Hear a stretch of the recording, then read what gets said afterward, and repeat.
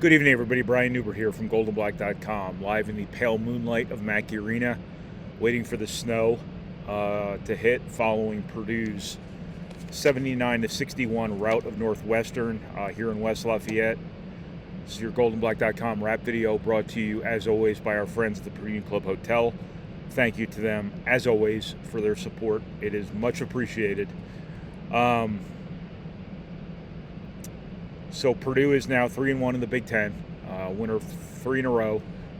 It has felt to me anyway like Purdue has been building up to something here, like there's an extra gear that they were going to find sooner or later. And you can't necessarily say they found it today until we see them sustain it. But this sure looked like a step in the right direction toward them finding that Big Ten championship level gear. And, this was an 18-point win that Purdue led by as many as 29. The game was over in the first half for all intents and purposes. And I don't know whether intents are better than purposes or purposes are better than intents. But for all intents and purposes, for all of both, Purdue won this game in the first half. Hell, Purdue might have won this game in the first 10 minutes because it was, hold on, I have to flip through my notes to see if I can even read them. Purdue is up double digits 11 minutes into the game. And in a game like this, where you figure every point's going to matter because that's been the nature of the Purdue-Northwestern quasi-rivalry lately, Northwestern has been the biggest pain in Purdue's ass, probably of anyone in the Big Ten. Just been very hard to play against. A 10-point lead 11 minutes into the game was going to be pretty tough to overcome. Purdue's up, I think, as many as 19 in the first half. Again, very, very difficult to overcome. Northwestern only had 18 points in the first half. Purdue had 41. It's a big difference between those two numbers, as you're aware. I do think Purdue found a little bit of that extra gear I'm talking about here, and I think it is manifesting itself in defense. I think, Purdue is a team that has to be better as a whole than it is as individuals defensively. And I think Purdue had a really good game plan for Brooks Barnhizer and Nick Martinelli, who would be tied for second in the Big Ten in scoring at 20.1 points per game coming into this if Barnhizer hadn't missed 4 games, rendering him ineligible to appear in the official Big Ten statistical leaderboard. But 20.1 points per game nonetheless. 2 of them, that's 40.2 points per game. For those of you who have calculators on your phones, because nobody can do that equation off the top of their heads. And those 2 guys today, Martinelli is 2 for 8, 10 points. 4 of those points at least came on meaningless fouls at the end of this game. Barnhizer is 4 of 15, 11 points, 8 turnovers. Obviously, you can't ask for more defensively than what Purdue did against those 2 very difficult matchups. Really, really a great job by Purdue. A, constructing a plan for those 2 guys, and B, carrying it out. This team playing with the effort level needed to execute a game plan like that, but also the attention to detail to execute a game plan like that, and I'll go back and look at it closer for our review tomorrow. Really speaks to this team quietly becoming a pretty decent defensive team. They're not going to be, 1990s Arkansas ever. They're not going to be the 1980s Pistons. I'd say the 85 Bears, but that's a different sport. There aren't a lot of easily recognizable analogies with basketball and defense, so I'm coming up with just random stuff here. For you young people, Arkansas was really hard to play against. They called it 40 minutes of hell under Nolan Richardson. It was more of a full court pressure, sort of frantic defensive team. The Pistons just beat the crap out of people. You probably have heard of them. But Purdue's never going to be that. Purdue's not going to be the best defensive team in college basketball. They don't need to be either. But quietly, 3 games in a row now, they've been pretty good on defense. Ever since Auburn, they have been pretty good on defense. They were really good against Toledo. They were really good against Minnesota. Those are 2 pretty bad offenses. So you took those with a bit of a grain of salt.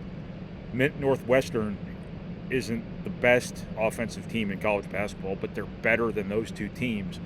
And they have two very difficult matchups that you had to deal with. And Purdue did a great job defensively in this game. That's 3 games in a row now. Purdue's been very good defensively, and that's a really encouraging sign in terms of Purdue's ability to pay attention and understand the little things that go into being a good defensive team as much as anything. So that's a really positive sign, and part probably of that extra gear that I keep, that nebulous extra gear that I keep talking about here. So that's a very positive thing. I think Purdue's rebounding at a really high level right now relative to its limitations, and that's the context all of this stuff needs to be taken in. Purdue is not the team you're used to watching the last couple of years. They do not have that physical presence inside, somebody who just occupies everybody and just throws people out of the way and gets rebounds. It does not have the verticality as a rebounding team. It has to make up for it with energy, physicality above the level of these parts, and just being conscientious about it. And I think Purdue is doing a very good job with that. They're doing it better, with energy than they are with the physical components that go into rebounding. And they're doing it as a team. Braden Smith's effort on the glass has been really, really good. Camden Heidi's at Minnesota was really, really good. There's 4 guys here in the starting lineup who all finished with 6 or more rebounds. C.J. Cox, little C.J. Cox, gets 8 rebounds in this game in 22 minutes. It just shows you Jakari Harris has done a really good job, I think, rebounding. It just shows you how serious Purdue's taking that right now. Another really, really positive step toward this team going from being pretty good, but being a team that people are probably flying off the handle about them losing non-conference games, which is the result of the standard Purdue has set lately in recent years. But there is remaining upside in this team in terms of getting better defensively, getting better on the boards. Those things are happening. So if there's a form Purdue needs to reach to really, really contend for this Big Ten title, I still think they're the best team in the Big Ten. I took a lot of crap for saying that after Auburn, whatever it might have been. But I do believe that. Illinois is playing really well, so noted. And they're unbelievably talented. So nod to Illinois. But Purdue is very good, and they're getting better. And I think that the losses early in the year were a bit of warped reality. And I think you're going to start to see that here as Purdue gets an opportunity to build some success, build a winning streak early in this Big Ten season. They're now at 3 in a row. Rutgers isn't going to be easy, but Rutgers isn't very good defensively like they normally are, and they're very young. They're supremely talented, but they're very young, so they're not unbeatable by any stretch of the imagination. I think that Braden Smith is playing like the preseason player of the year should be expected to play. Not to say he hasn't prior to this point this season, but he is really, really taking things to a championship level here. 8 of 16 here against Northwestern, 22 points, 7 assists. Yeah, he turned the ball over 5 times, but it didn't really matter. I do think at times when Purdue's got some of these funky lineups out there offensively, he might try to do a little too much. That's perfectly understandable. He tried to split a couple defenders a few times, got stripped and trapped.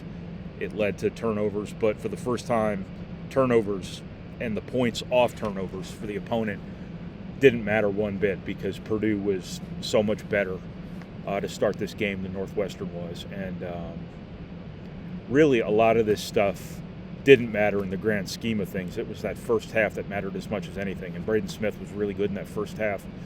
I think Trey Kaufman-Renn was a little bit of a different deal for Northwestern. They're used to just – now, Purdue went to a lot of ball screens with Ross-Ade last year, but they're used to grabbing and holding and just doing everything under the sun, legal or not, ethical or not, to stop Purdue's big men. And Trey Kaufman-Renn being a little more dynamic, being a lot more mobile, being a little more inside-out oriented, I think maybe gave them some more problems than it would have had Purdue had that giant on the inside that you could just tee off on. You could shoot all your missiles at him because he wasn't getting out of the way of them, if that makes any sense. That's a terrible analogy. But Trey Kaufman-Renn was better than his numbers. He's 6 of 10 from the floor, only 12 points, which is down from his average of 17. Didn't shoot a free throw, which is, there's no real there are no real complaints to be had about the officiating here. Even though I figured this would be a game where Northwestern would do what Northwestern historically does against Purdue, and this would end up being a low-scoring, ugly, hideous sort of game. But maybe the not having Zach-Edey around factor kind of stemmed that a little bit. But Purdue did get calls. Purdue did get a friendly whistle.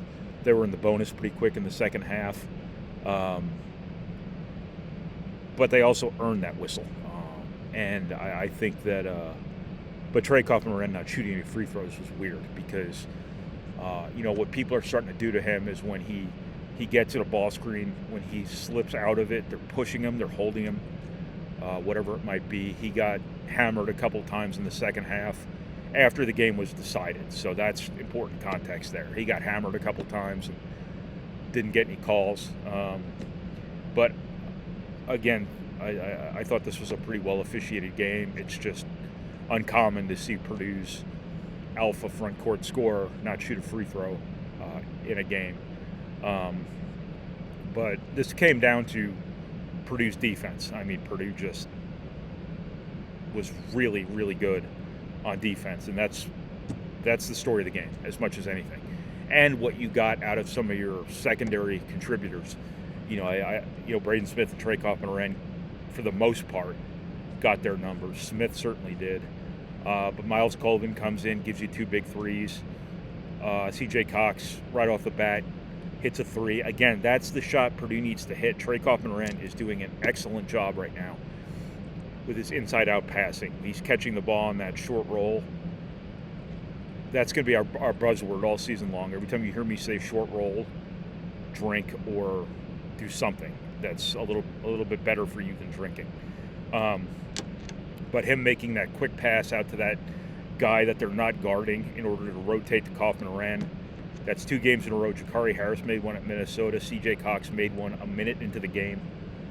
18 seconds into the game. I don't know how I got a minute, but that's a really big shot for Purdue to make.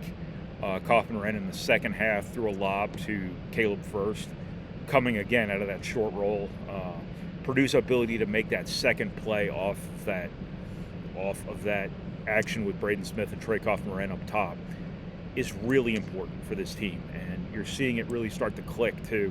That might be another layer to that nebulous next gear that I keep referring to here. But the defensive piece of it was the biggest deal. Purdue's quietly becoming a pretty solid defensive team. Building on it is the goal now. You've got Nebraska. You got Rutgers at Rutgers. You got Nebraska coming in, and then you go out west. There's going to be some opportunities here to pick up some wins. So, Purdue's looking pretty good right now. I think their struggles to this point have warped reality a little bit, and we're all very opponent and matchup specific.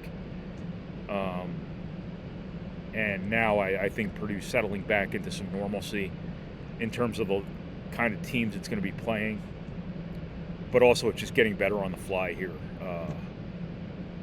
and things like that. So that's what I got from Purdue's 79-61 win over Northwestern in Mackey Arena. I came here today expecting to watch the ugliest basketball game I think I've ever seen. It wasn't that bad. It was relatively aesthetically pleasing, and I'm not saying that because I'm being myopic about Purdue or I wanted Purdue to play well or anything like that. I'm just saying these Purdue Northwestern games are normally cage matches, and they always take forever. And this one didn't. This was actual free-flowing basketball that was played in a timely manner. So was relatively pleasant. So everything about these videos is pleasant, and we appreciate you watching. Thank you for watching. Thank you for reading. Thank you for listening. And thank you for processing our materials, however it is you process our materials. And thank you once again to the Purdue Union Club Hotel for your support. As always, it is appreciated, and I will speak to you again Thursday night from my natural habitat of New Jersey after Purdue's game at Jersey Mike's Arena against Rutgers, and it's two uber talented, with the umlaut over the U, uber talented freshmen, and Ace Bailey and Dylan Harper. So thanks everybody, and we'll talk to you later.